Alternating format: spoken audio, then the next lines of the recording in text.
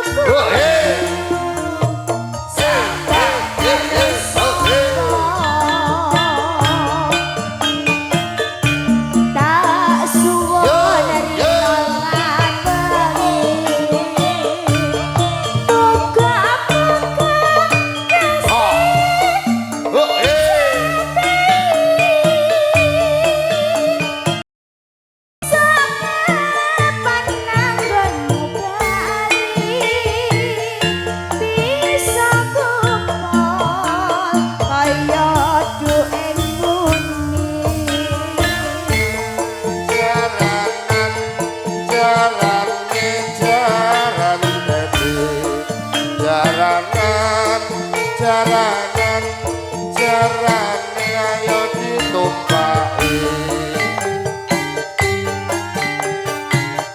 taun mono windono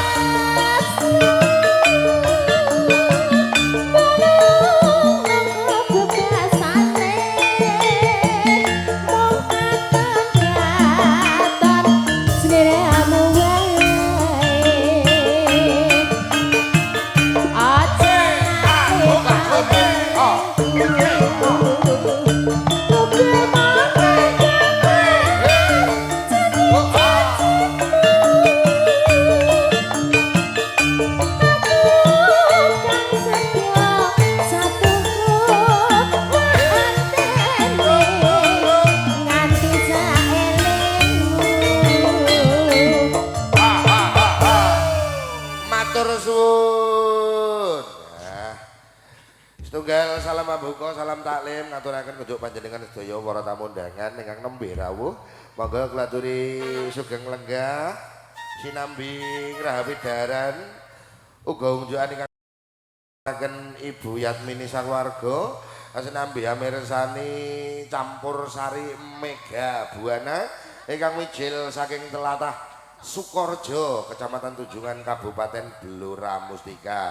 Sumangga kagem Bapak sedaya kadang sutresna sedaya para pandemen campur sari kreasi monggo kula aturaken mbok pilih badhe nderek dana swanten ngregangaken swasana monggo mbok menawi badhe request lagu nggih sumangga kula sumanggaaken. Niki mboten kesupen kula aturaken kunjuk keluarga ageng saking Ibu Yatmini matur sembah nuwun. Mbok pilih mangke wonten badhe nderek keluargane nggih request oh sampun nggih matur sembah nuwun Mbak E.